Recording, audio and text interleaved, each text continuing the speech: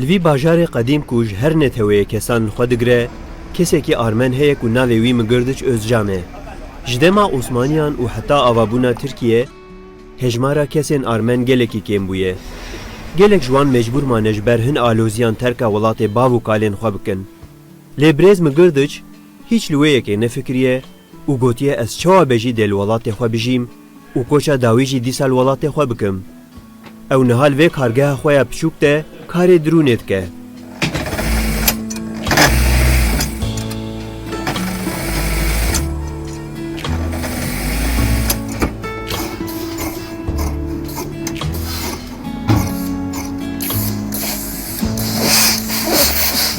Adım Mıgırdaş Özcan.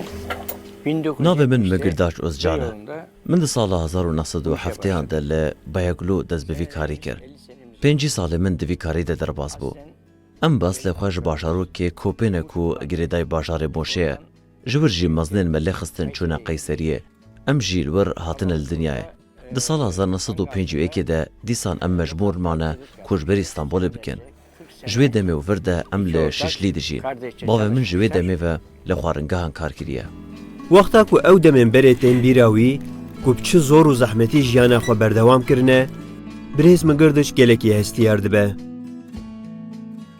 Bu iş yerimizde tiyatro, sinema, لوی کارگاه خواه از کارین سینما شانو دخوازین تایبت دکم. وکی میناک من بو 10 سالان کار جلو برگان جبو تیاترو شانوی کریه. جسادی هشته هنرمندو لیستیکوان اندامامه جوی شانوی درکتنه.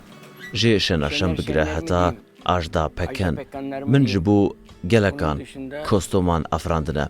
من جبو 105 سریالان جلو برگ چه کرنه.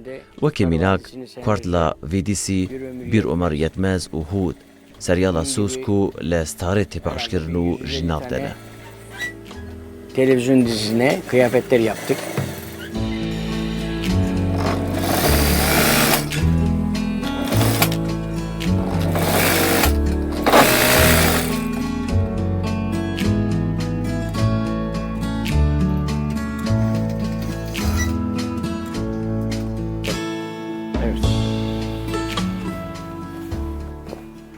Altan Soyer jî yek ji kiryarên birêz migirdiçe.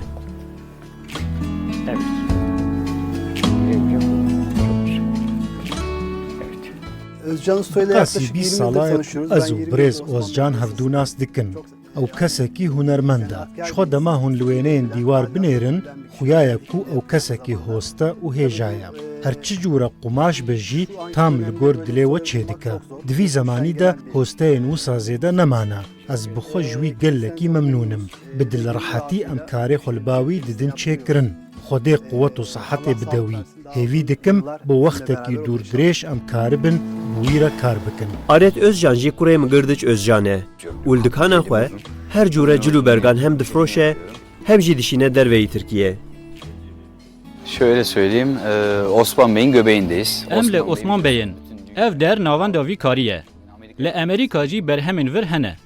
Ya rast li her derê dünyayê hûn dikarin rastî berhemên me bibin. Zêdetir kiryarên me biyanîne. Zêdeyî ji sadûsî welatî kestên û ji dikana me danistandinê dikin. Ji bo her kes û bedenî berhemên me hene.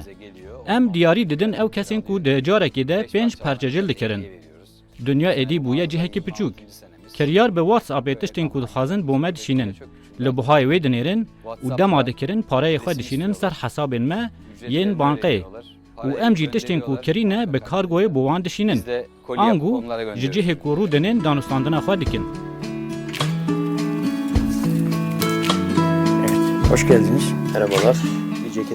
Migirdiç Özcan li vê kargeha xwe ya piçûk jiyaneke gelekî mezin ava kiriye.